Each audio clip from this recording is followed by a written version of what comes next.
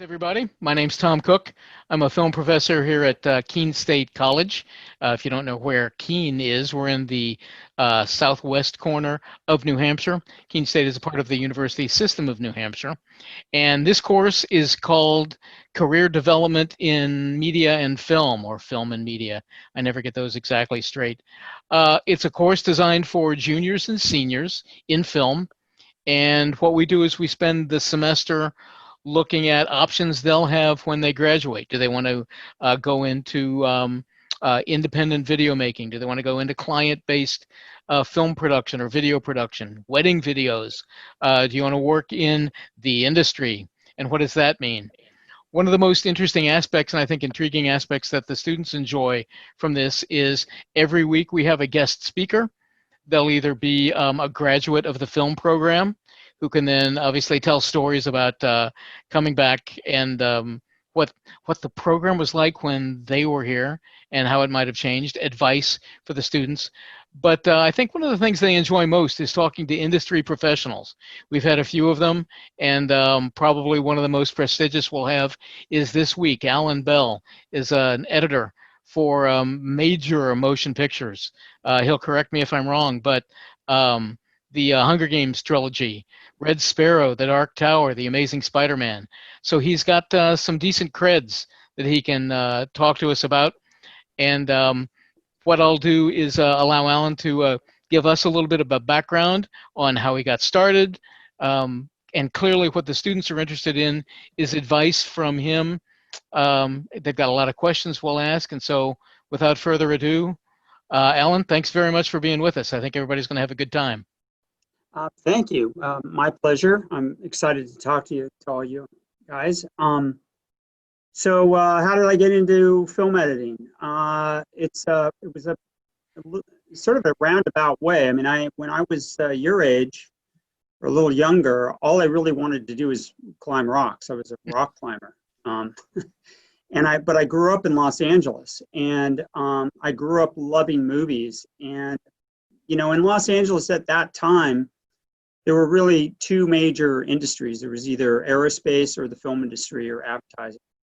I just climbed. All I wanted to do was climb rocks, to be totally honest. That was it. I would go off to Yosemite every summer and climb. And by about the time I was 23, I was guiding, and all the people that I was guiding who actually could afford to pay me to guide them, they were in the film industry. They were either writers or directors or producers or stunt people who wanted to learn how to rappel and do things like that. And, I looked around at what my future was going to be as a rock climber, and I realized I didn't want to be 40 years old and living in my car, trying to be a successful climber. So I decided I would get a real job. And at that time, it was either go to school, and I thought about going to film school. But in talking to some friends of mine, one of which who was an assistant editor, and I grew up with this kid, and he knew his entire life he wanted to be a film editor, which is an interesting thing to know when you're 9 or 10, but that's what this guy Steve was. That was his dream. He wanted to cut movies, and he worked with a man who became my mentor eventually, named Robert Layton, who cut every single one of Rob Reiner's movies. So Bob Layton cut This Is Spinal Tap, When Harry Met Sally, all these movies. And because I knew this assistant, this guy Steve, I also knew Bob. And so I asked them, I was like, what should I do? Should I go to film school? How can I get in this industry? And, for me, it was very fortunate that I lived in Los Angeles. It's not like I had to pick up and move somewhere. I was actually there. They kind of laughed at me and, were like, well, you either should go to film school, but if you don't want to borrow the money, you could just work and get experience on the job, but you're going to have to pay your dues and work for free. And because nobody's going to, just hire a rock climber to be a film editor or even an apprentice editor. And at that time, there was a very large non-union contingent in Hollywood. So most of the entertainment industry it's a union industry. So while there's plenty of narrative that's not unionized, you kind of have to be it's sort of a catch-22. You have to be in the union to get union work. But at that time, there were so many non-union films that I was able to get a job filing trims for an editor. It was actually one of his first movies as an editor, who was also he eventually became a professor, this man named Norman Holland, who wrote a couple of books on editing. And so I worked for free. I just basically said, I'll do whatever it takes. I put in like 14-hour days, and I worked 6-7 days a week for about 3 months. And then when Norman got another movie, he hired me, and he was doing sound on some Hallmark or some, one of these sort of movie of the week deals. And he asked me to help on that. So I got paid, a little bit, I think $200-300 a week. And then eventually he got a movie which you may or may not have heard of called Heathers. And he hired me to be the second assistant on Heathers. And I did everything I could to just, learn and work really hard. And I got paid fairly well on that one. It was enough to pay my bills anyway. And so little by little, I just worked my way up. And after Heathers, I ended up doing a movie with a woman named Marianne Brandon, who you may not know who she is, but she cuts most of J.J. Abrams movies. She's recently done some of the Star Wars franchises. And so I ended up becoming a first assistant working with her. And in Hollywood, there's a real sort of, in editorial, you start as an apprentice, and you work your way as a second assistant or a second, and then eventually you get to be first assistant. And there are people in Hollywood who work as first assistants for their entire careers. I mean, there are people who retire as an assistant editor. You can raise a family, and if you're frugal, you can eventually buy a house and have a decent life as an assistant editor. So it's an easy job to sort of end up in and stay in. And then when you become an assistant editor and you decide to become an editor, it's almost like you're starting over again. So after about 12 years of being an assistant, I eventually ended up working with Bob Layton on Rob Reiner films. And I got cut my teeth in editing working with Bob Layton, who was very, very supportive and helped me to learn editing at a time when it wasn't that easy, because on film, it was much harder to just cut, because if you would cut the film, and then if you did a poor job, there'd be splices everywhere, and it would just look horrible. You have to reorder prints, and but Bob was very gracious and ended up becoming my mentor. So, I didn't go through school, and because of that, I missed an awful lot of film theory and things that you're all probably learning in school now. I kind of had to play catch up on a lot of that by reading and listening, but I did learn all the sort of technical and the work-based actual parts of my job, and then all the film theory and terminology and things that you learn, that all kind of came sort of on the job and from me exercising and practicing those skills, in the process of doing my work. Hopefully that wasn't too long-winded. No, that's terrific. I'm going to usurp a couple of students' questions, and I will start out and then I'll turn it over to them. But your history and your experience kind of seems almost the reverse of what I assume a lot of my students are looking to do. Here we're living in New Hampshire, and they're dying to get out to the coast, to the West Coast. You're this truly successful and very skilled editor living in LA. Why did you move to the backwoods of New Hampshire? That is a good question. I moved to New Hampshire. Well, first off, my wife, I met her in Los Angeles. She's from the Keene area. She was born and raised here. We were married at Allison's Apple Orchard. Really? Yeah. And I remember when she first brought me out to meet her family, I said to her, you didn't tell me you grew up in the forest. And she said, I didn't grow up in the forest. These are woods. I said, woods, I don't know the difference, but as far as I'm concerned, you grew up in the forest, and this is an awesome place. So she's part of the reason, because there's family here. But there's another larger reason, which is, to be successful in Hollywood, you really have to work hard. And there is a sacrifice. Hopefully that will change in the future, but certainly right now and in the past, the base hours are 12 hours a day. often 6-7 days a week.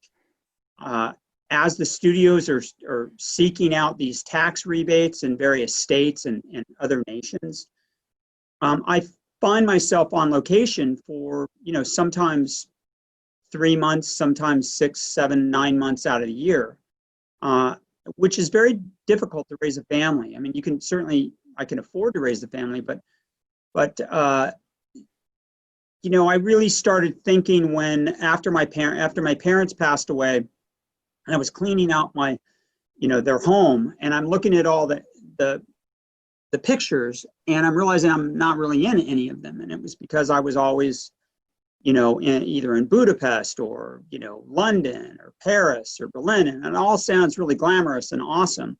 But when you get older and you have children, you realize what really matters is the time that you spend with them. So once I got to a certain point in my career where I realized that, okay, I can work from New Hampshire. I may not be doing the same movies that I did in the past.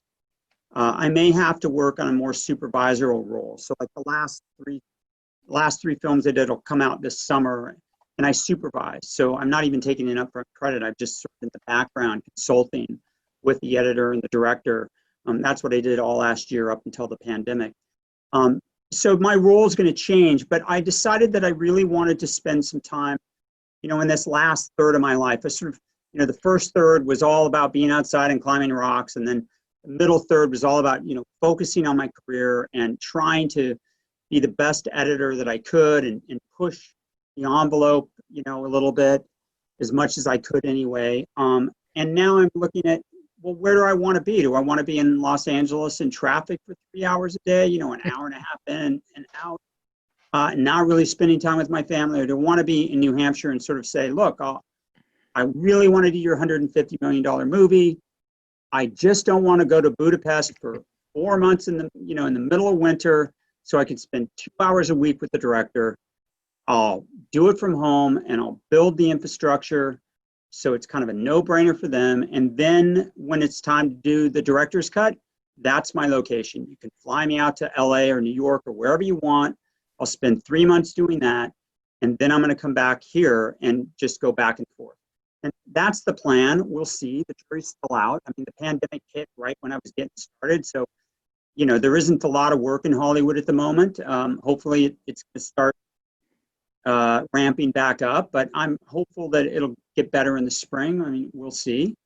But so that's, it was really because I wanted to be somewhere beautiful where I could literally also ride my mountain bike, right from my door, like work, and then at lunch, go for a walk in the woods and come back. I mean, because the reality is as an editor, we spend minimum 12 hours a day in a dark room in front of a screen.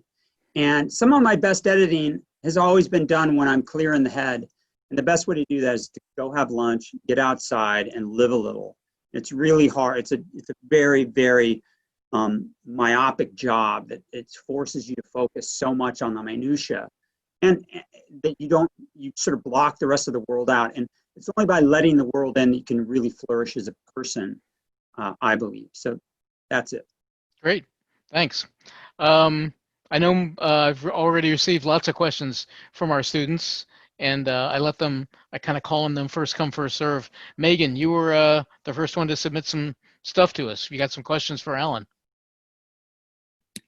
Yeah, so I have a question, Alan, for you. My question was kind of related to your work on like the Hunger Games movies and then the Spider-Man movies. So did you feel any kind of pressure working on those films, pressure to kind of with big budget films and also to make this story for fans? Like the Hunger Games obviously has a huge fan base. So did you ever feel pressure to make something that they were, that they would like? Yeah, tremendous amounts of pressure. So there, when you're making a movie, when you're making large tentpole movies, there's both the material, which is something that you have to kind of view as sacred, but you can only do that so much because there's the book, and it's very rare. I mean, I actually think Walter Murch is probably the only editor in the history of editing who's who's cut something that actually transcends the literature that it came from. I think Apocalypse Now is probably better than the short story that Conrad wrote, and I love Joseph Conrad.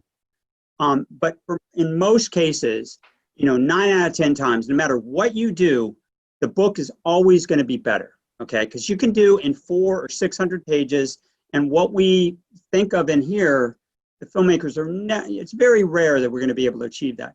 But what you want to do is do it justice as much as you can, in an hour and a half to 2.5 hours, or whatever the time block is you have.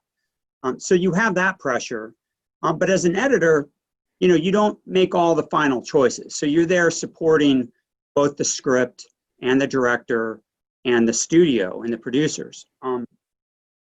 And then you have this studio pressure and the producer pressure of, this thing better be good and it better meet their expectations. So there are all sorts of layers of pressure. And it's a lot easier, frankly, but not nearly as enjoyable when you can detach yourself from all of those things.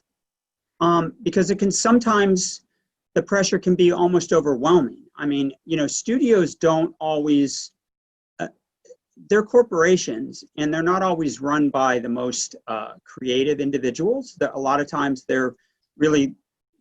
some of the studio executives are a little better at looking at spreadsheets and test scores, and they don't always interpret those scores the way that maybe the filmmakers are. So a lot of times what will happen is you'll screen a movie and you'll get a score, and the focus group will start asking questions, and that can kind of derail the film if you're not careful. So there's pressure in that area as well. But yeah, there's a tremendous amount of pressure, and there's a lot of times where we're actually having those discussions.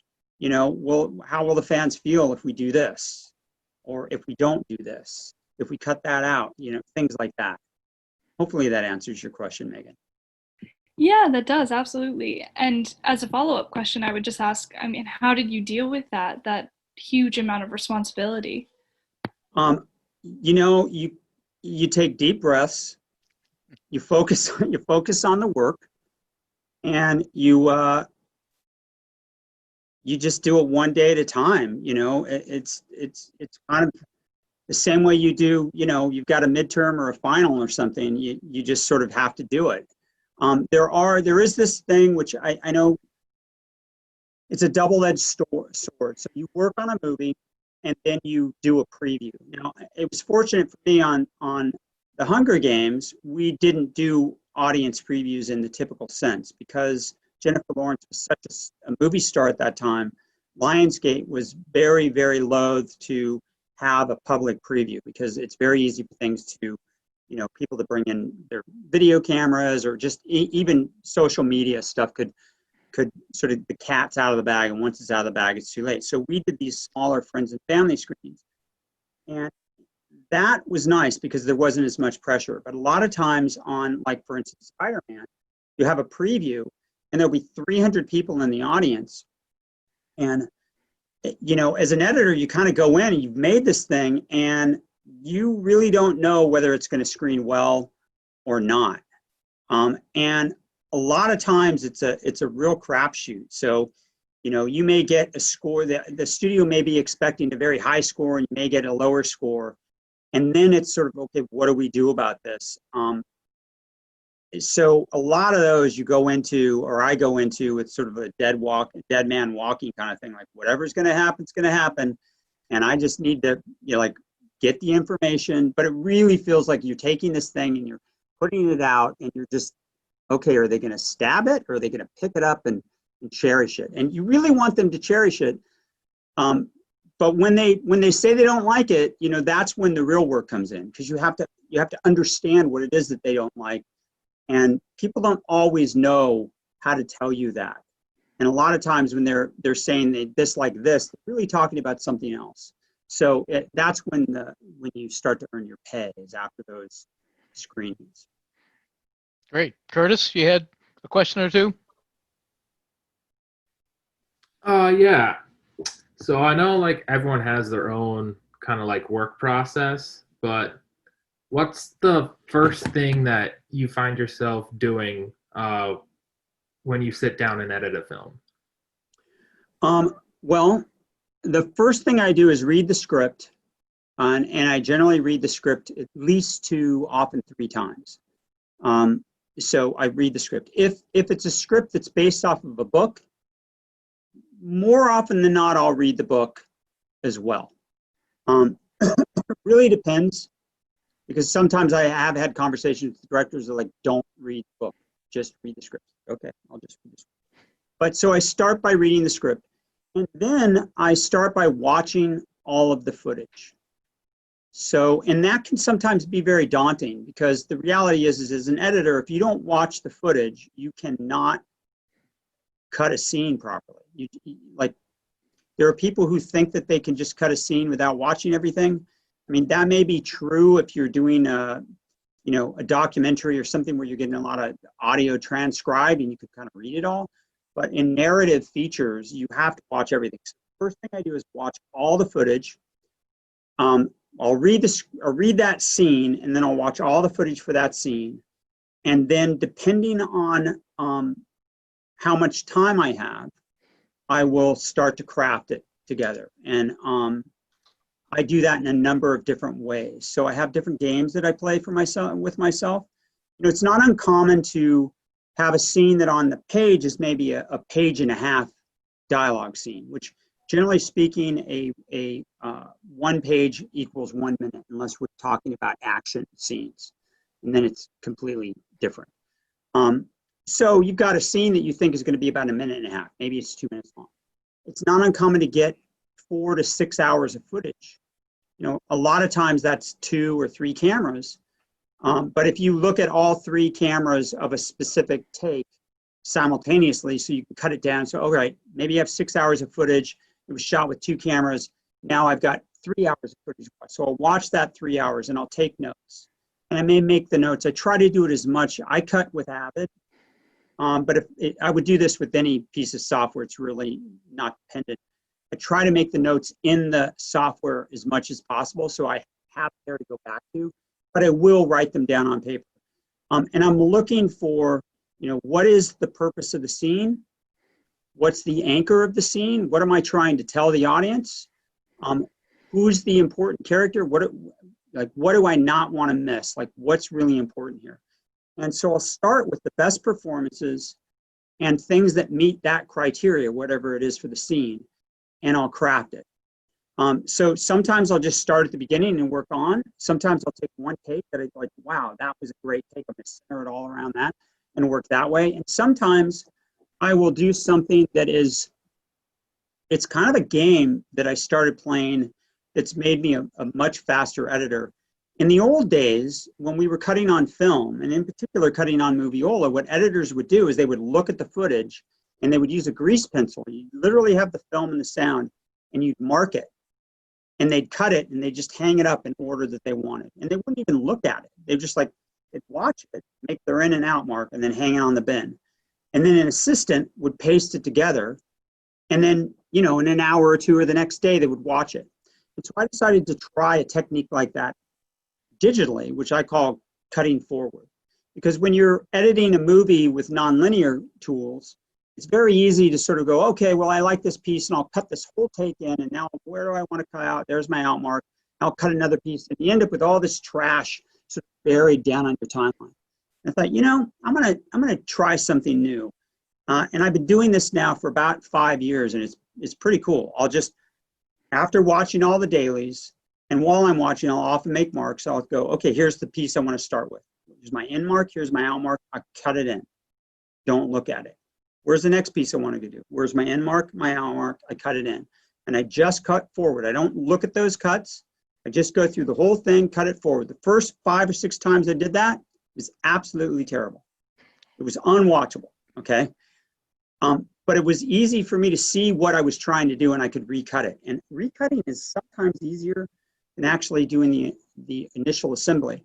And there are quite a few times now where I do that, and the scenes stay amazingly close to the way I originally pasted them together. Now, obviously, I'm going through and I'm massaging things, and I'm doing sound work, and I'm swapping takes out and stuff.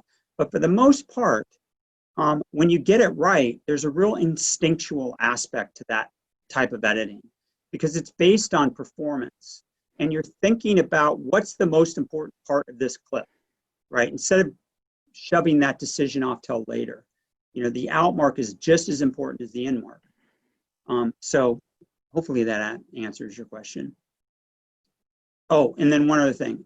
Because they shoot the movies out of order, I will always, if I have scene 12, and then I go on to scene 16, and then 2 days later, they shoot scene 13, I get that footage, I will always paste 12 to 13. Because those inter scene, scene to scene transitions are really important. And once you've done the editor's assembly, you have very little time to go through the whole movie before the director's sitting there and you're working with the director. And you don't want to just sort of cut it all scenes out of order and then try to paste it together at the very end, because that is a big time waste. And so, good point. Michael, got a question? Yeah, my question is actually going off of what you just said. When you are editing like different scenes, do you do like different sequences for each scenes, or do you continue the editing all in one timeline and just do that? So I do when I'm just doing the first cut. I'm basically doing different sequences for each scene. But as I finish a scene, so I'll have like, okay, here's my first assembly. And I may have 2 or 3. Usually I go through 3 or 4 iterations before I'm like, okay, this is good enough to show someone without them completely like hating it. And then as I start pasting them together, they become bigger and bigger.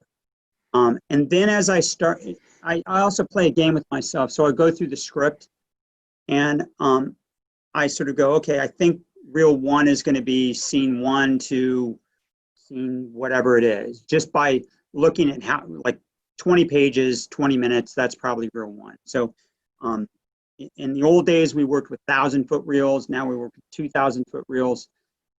Film is kind of dead, but in order to manage sound and color timing and just all things post, it's nice to have them in chunks.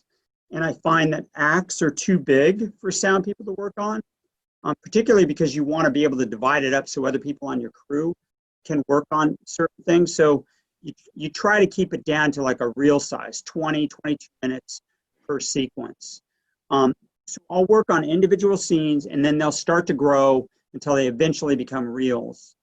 And then I'll be working on reels. But I'm constantly duplicating them and pulling chunks out. If it's an action scene and it's really going to be choppy, I might pull that out of the reel and work on it separately and then put it back in later.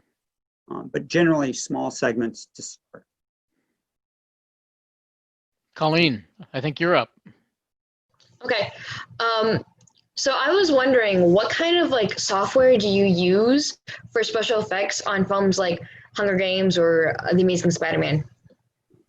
Okay, well, I'm a little bit unique in that most editors don't really do very many temp effects or effects in their own right. But I actually remember early on when I told you it like starting when you go from assistant editor to editor, it's like starting over. So I was pretty good as a visual effects assistant. When I was an assistant editor, I could do a lot of visual effects. And I knew that I needed to be able to do visual effects. Well, I didn't need to, but I decided to do visual effects as a side gig in order to not have to go back to assisting when I decided I was going to edit, because it's very easy to get your first editing gig, but it's hard to get your second. And the death nail to becoming an editor is to go back to assisting, because everybody you meet as an assistant thinks of you as an assistant. So you're kind of rebuilding your reputation. So I opened a small VFX boutique. To shorten the story, I can do visual effects on my own. I've done thousands of final shots that go into movies when I owned a company that did them. So as an editor, I do all of my own temp effects. Now, most editors don't do that. Most editors would do very simple dissolves and retimes and maybe some split screens here and there. But I actually use a lot of various pieces of software, which if you decide to be an editor, you don't necessarily need to know how to use these. But I do highly recommend that you you at least learn a bit. So I use Nuke to composite. I use Cinema 4D for 3D, ZBrush for modeling. I started with After Effects, but predominantly I use Nuke. For a long time I was using Fusion. You might even find some really bad tutorials that I did on Fusion way back, and a few things where I promoted Fusion for Blackmagic. But and I also, for previs, I use iClone and Maximo, which is an Adobe motion capture product, in conjunction with Cinema 4D. So there were times, like on The Amazing Spider-Man, there was a sequence where he was flying through the street, and it was something that we thought up later, and we needed to cut something in to show the studio.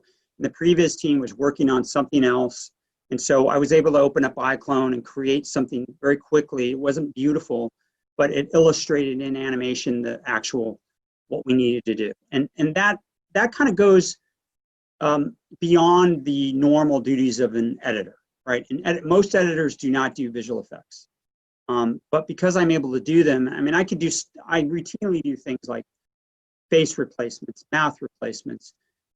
There's a shot in the Hunger Games, I believe it was in Mockingjay 1, where Katniss Everdeen comes up out of the ground. They've just bombed District 13. She comes out of the ground, and she's in this giant crater with roses. And she's up there, and I can't remember what her exact words were, but she repeated herself twice, and we didn't want her to say what she said the first time. The second time, we didn't want to cut away. And so what I did was I retimed a version of her and pasted her mouth over the speaking mouth, and then redid her. Actually, didn't really redo it that well. You can, if you look, and you look real close, you can actually see her throat moving a little bit.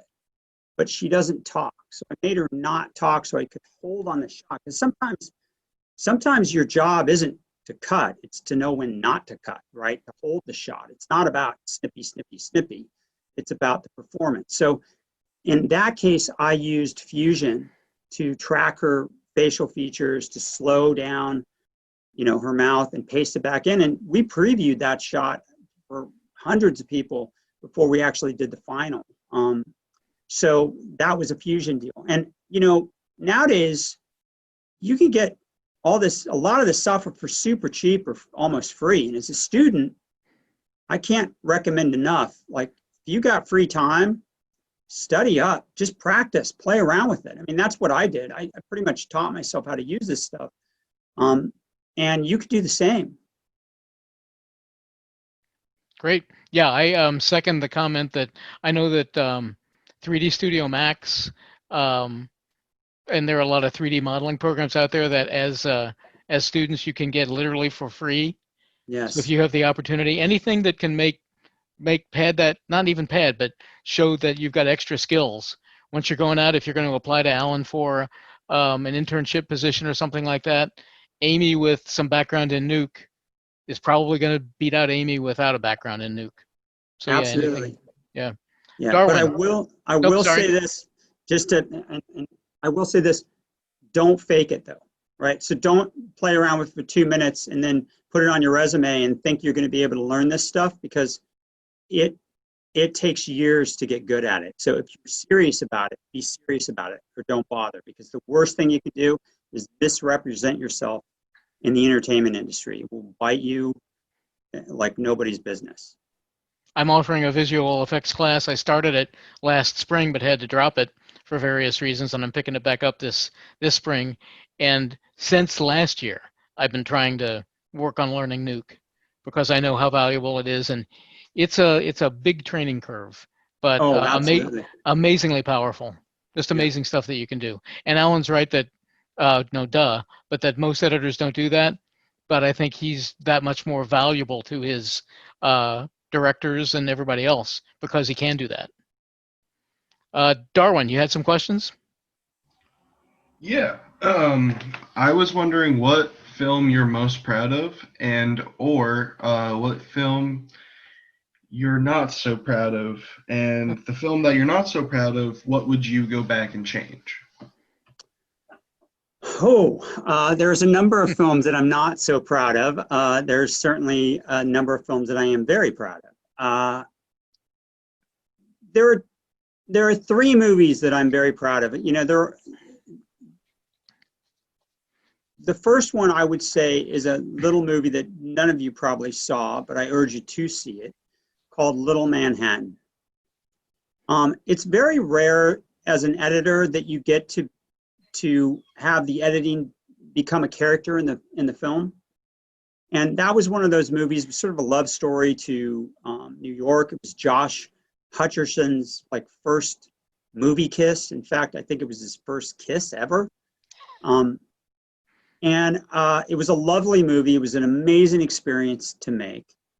And then I would say the next one would be 500 Days of Summer, which I really loved working on and found that incredibly fulfilling to work on.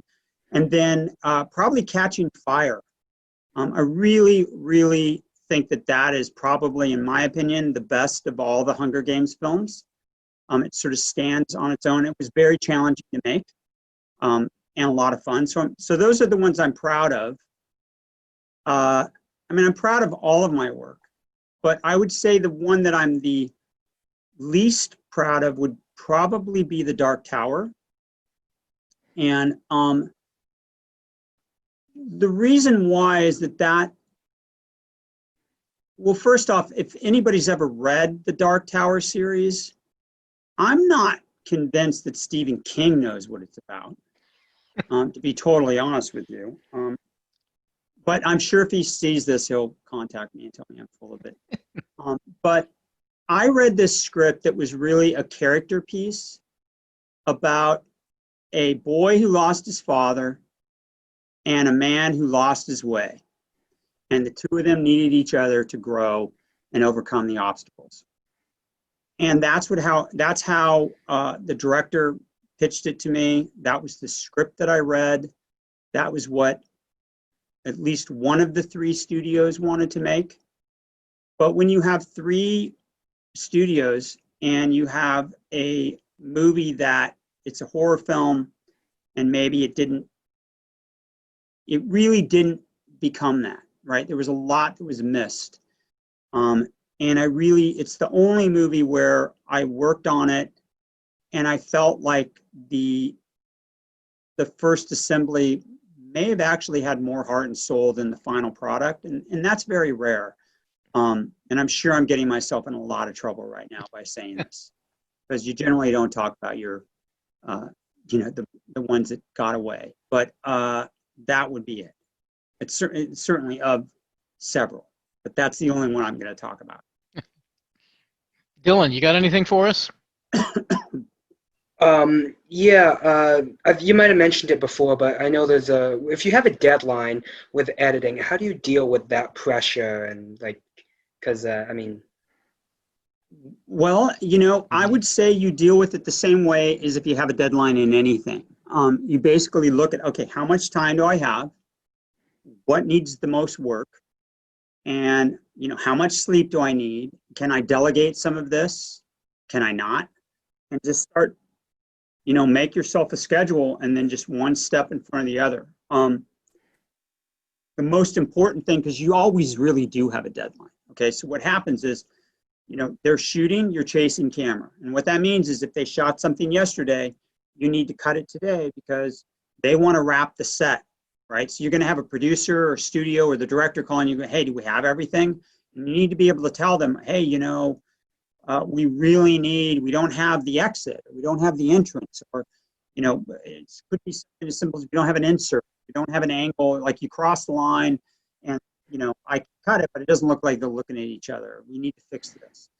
There are things like that you need to be able to talk to, the other people quickly about. So you've got that deadline. Then you have a deadline once they finish shooting, when is the director or the director is going to come in to see what you've done.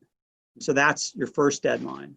And then the director traditionally only has 10 weeks before they have to show the studio. So, it's constantly just deadline, deadline, deadline.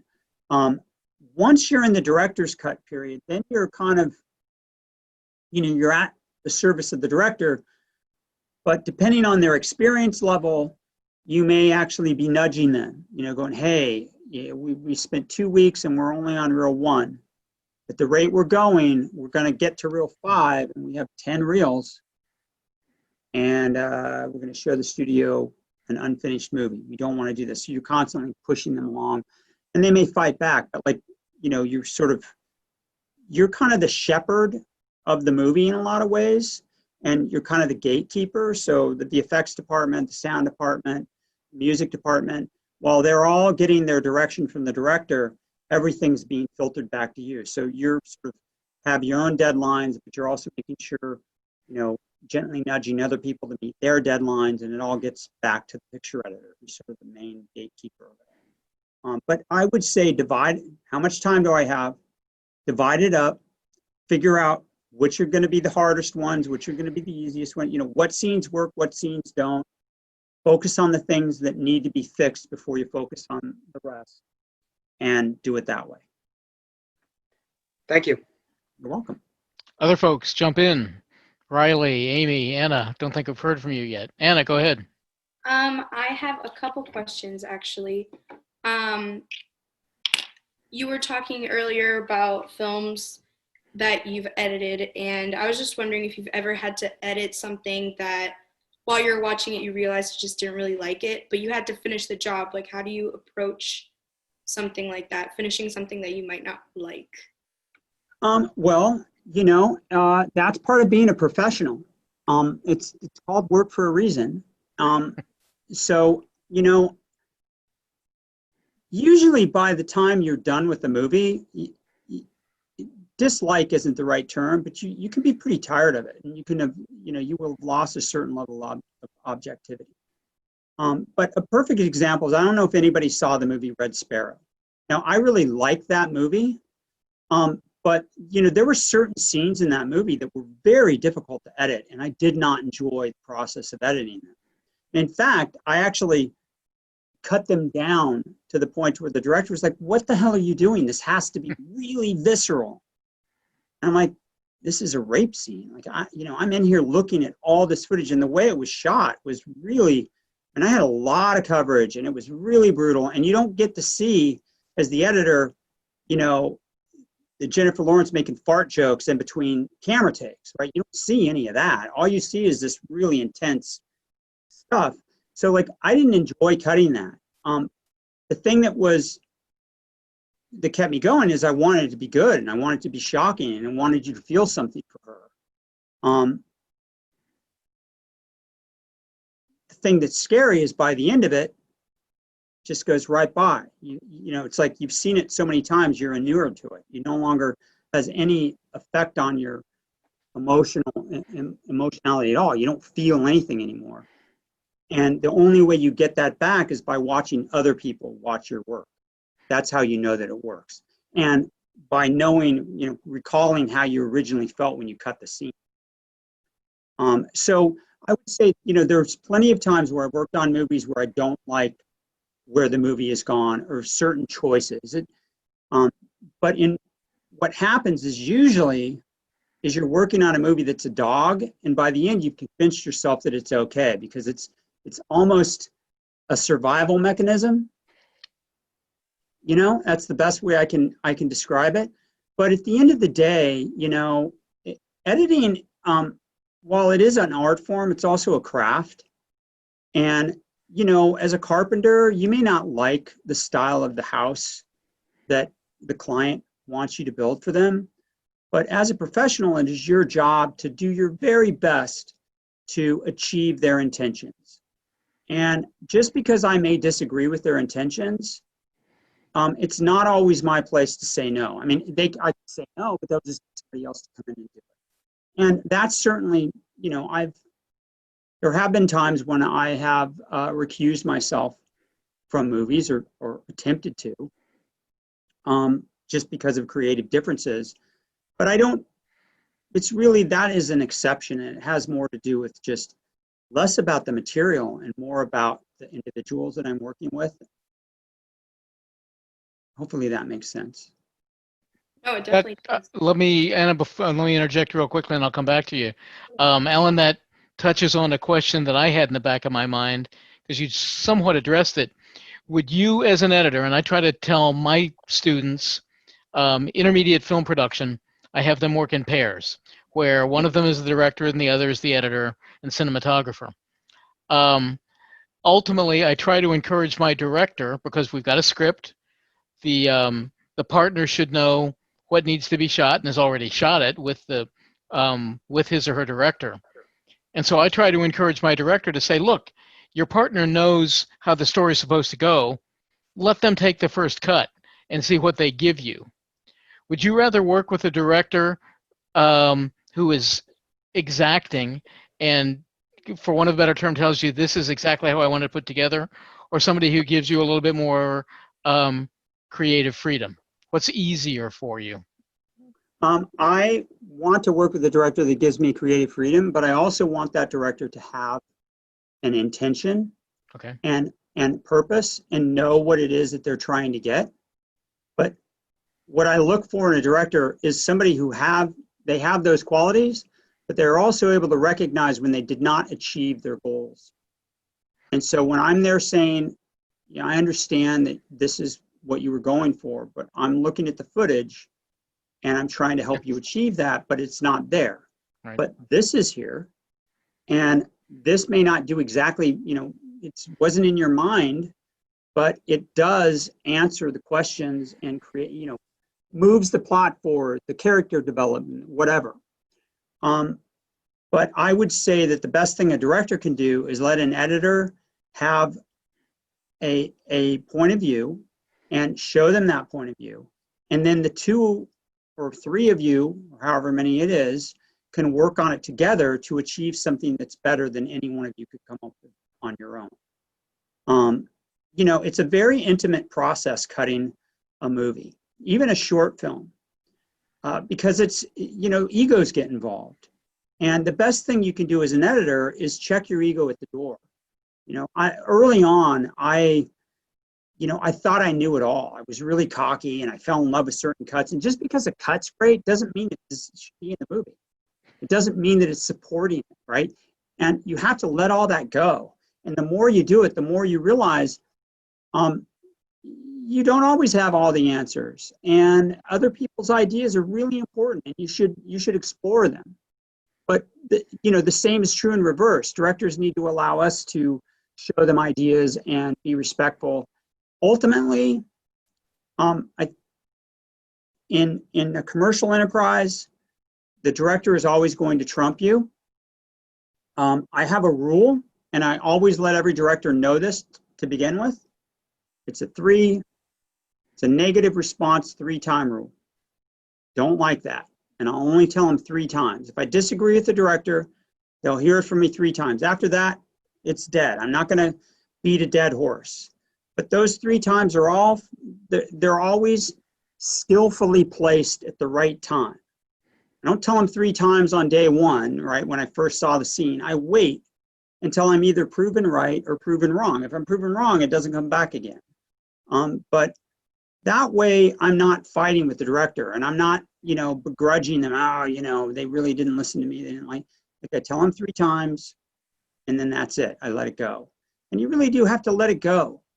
But it's incumbent upon a director and a producer to actually, listen and allow you to be part of the process. Because if you're just a pair of hands, then you're not going to have a very fulfilling job. Anna, I kind of stepped on you. Do you have another question for Alan? No, that's okay. I had another question. What would be like your dream project? I know that that's like such a wide question, but do you have like something that would be like your dream to edit?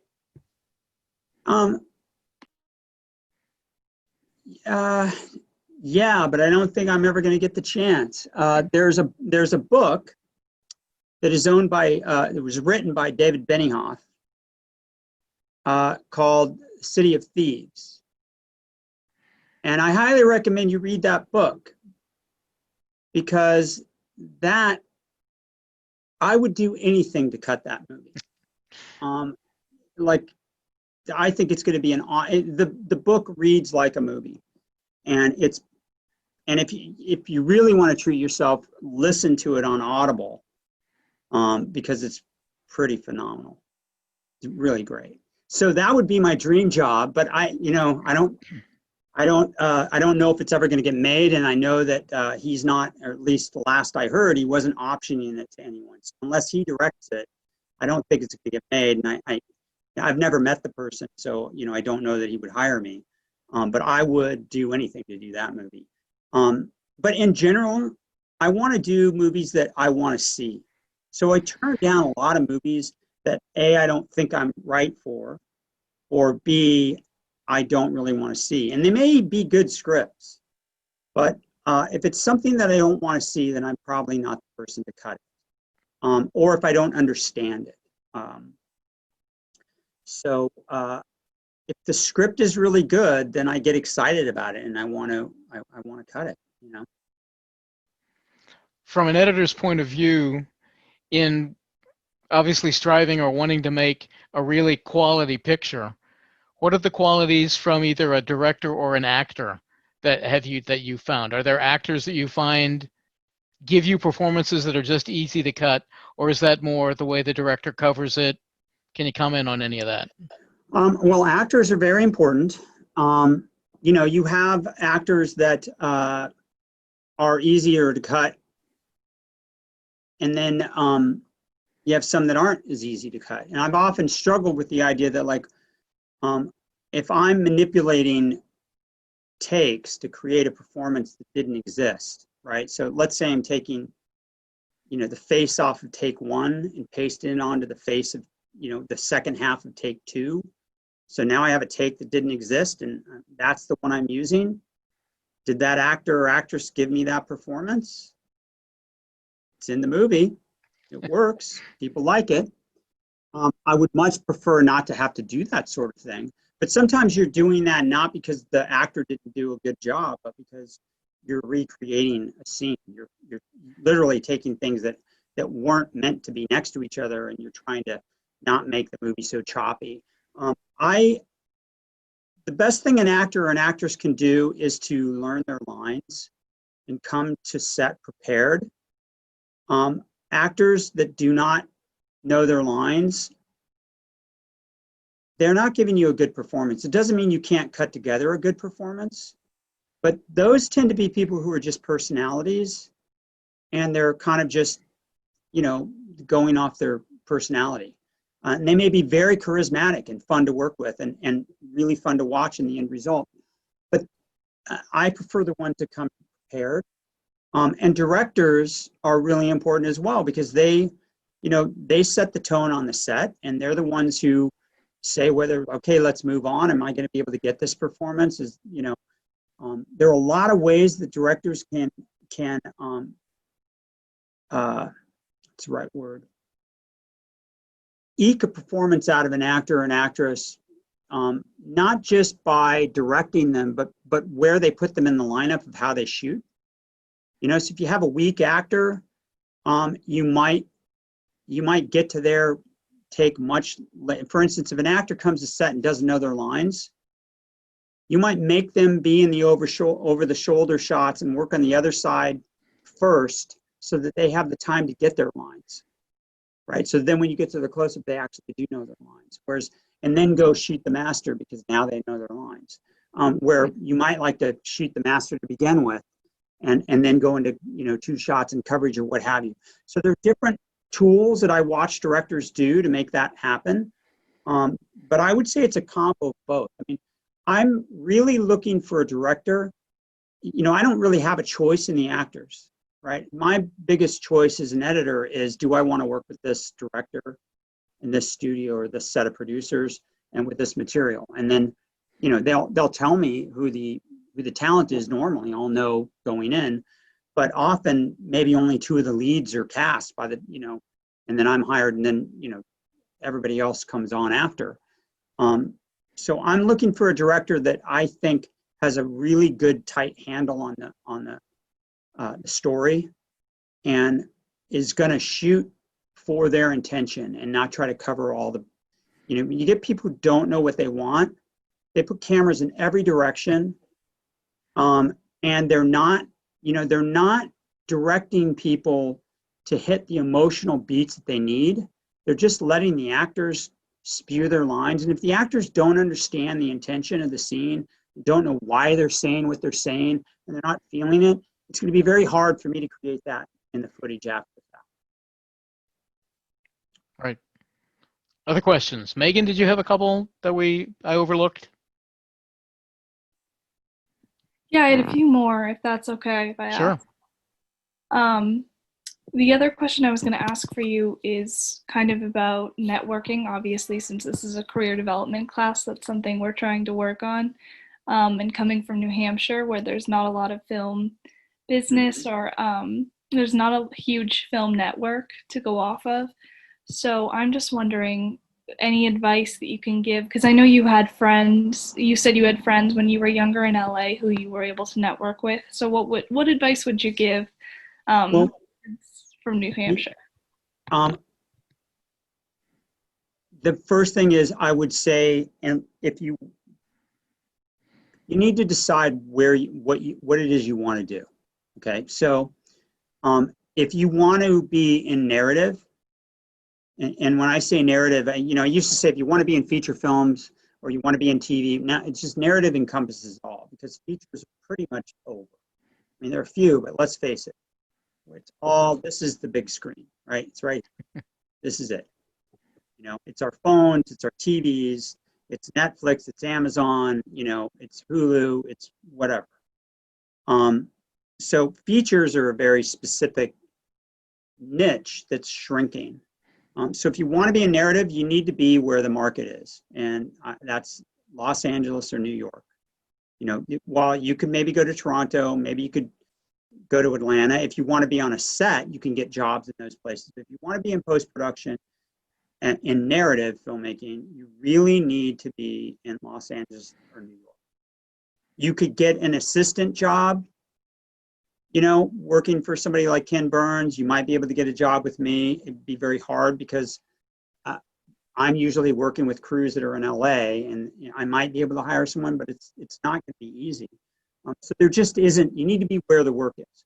If you want to work on set, then you could get a job in Atlanta very easily. You know, you start as a PA. Most of the key department heads are coming from out of state. But in terms of networking, so the first thing is you need to be where the jobs are, right? So that's the first thing, is you need to actually decide, what do I want to do? And you know, you may not know when you get out of college exactly what you want to do, but you have to go for something. And in the process of going for it, you'll grow, and maybe your ideas will change, maybe they won't, and you'll just, you know, narrowly focus towards something. But I would say the best thing is, everybody in these classes that you're with right now, they're part of your networking. When you get to Los Angeles or New York, you don't even need to be in those places. You can start networking right now. There's a great Facebook group called Blue Collar Post Collective. If you want to get in post-production and you want to start networking with people, you can do that there. If you have a specific piece of software that you're focusing on, my recommendation, if you're going to focus on editing software and you want to be in narrative, it should be Avid and Premiere. Go to Facebook groups that are centered around that and start to network there. Ask questions, start to learn the software. You can get it all for free, basically, or as a student for next to nothing. Ask questions and be, you know, really understanding that people are going to try to help you. You're not going to make best friends there, but you're going to start to open doors. There's certainly plenty of people who have left Atlanta that I know of and came to LA, and because of the Blue Collar Post Collective, were able to actually find jobs and meet people. They have, you know, they often have mixers. I mean, during COVID, I don't think that's happening so much, but you know, this isn't going to last forever. Eventually, we're going to be able to see each other in person. And it's okay to ask when you meet new people, say, I'm really trying to get a job. I would love to meet new people. And if you can reach out to them via email or otherwise, most editors and people in editorial will make time for you, especially if it's done from just a network perspective. I routinely take calls and emails and used to have lunch and dinner with people that were other editors and director, other assistants and people who just wanted advice. And so I urge you to reach out to people via email. And if they don't get back, that's fine, but do it once every 3 months or whatever. And ask yourself when you're doing it, not what can they do for you, but what can you do for them? Like, how can you enrich their life in some way? And because it's the people that keep the feelers out, that aren't stalking, but like once every 3 months, like, hey, Alan, we talked 3 months ago, about da. How's it going? I did this, and I thought you might find this interesting, or I just read this book, or whatever. And that's what networking is about. It's more, you're asking for advice, but you're giving something in exchange, and it's just a matter of doing that. And when people realize how smart you are and how dedicated you are, when an opportunity arises, they're going to recommend you. Because what invariably happens, and this happens to everybody, I think you'll realize when I say it, is that when somebody says, hey, Alan, I'm looking for an assistant, it's the last 3 people that I got in touch with that I think about, right? So it's the people who are on my radar, not the person that I had lunch with a year ago. It's the person that was really, I may have had lunch with a year ago, but stayed in touch and let me know what they're doing. So it's hard because in post-production, I'm a sort of an exception because I'm very extroverted, but most of us tend to be introverted and shy. And I mean, I had to force myself to call people. So like I did have friends, they laughed at me. They're like, dude, you gotta, you can't just go get a job. You got to call a bunch of people. And so that's what I did. I said, well, give me some numbers and I'll call. And I offered to work for free. And it was uncomfortable. I mean, I went to movies with people that I barely knew because it's like, hey, there's a retrospective on Capra, at the AMC theater. Do you want to go? And it's like, yeah. And it was an opportunity to watch a movie and have a coffee afterwards and talk to them about movies. And it was an editor that was nice enough to do that with me.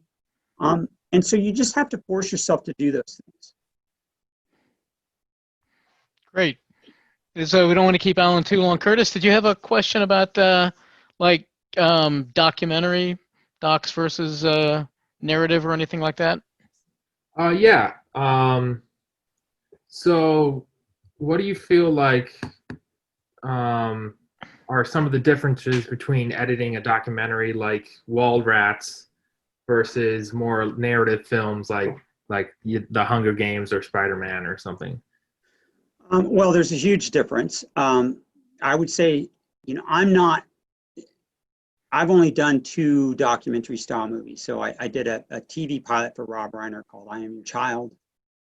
And that was probably more of a traditional documentary in terms of having tons of footage. Wallrats was, friends of mine from my rock climbing days. One of them was a guy, Steve Edwards, one of the producers and the directors, who he actually, the first film I ever cut was a movie that he did in London in black and white called Icarus Descending. I don't know if you could ever see it anywhere, but it was bizarre. So it's hard.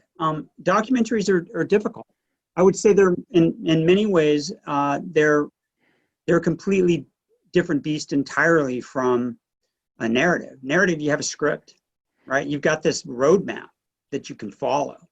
A documentary, I'm sure highly researched ones, you have somewhat of a roadmap. I mean, if you're Ken Burns and you're telling the story, I can't speak for Ken, but you're telling the story of the Civil War, well, these things happen and you need to touch on them. The question is, how do you make that into something that's compelling, and what do you leave in, what do you leave out? Is there a narration? How does it work? That sort of stuff. With Wallrats, we shot a whole bunch of stuff, and then it's like, how do we make this into an interesting, compelling piece? So they're very, very different, and they're not really the skills.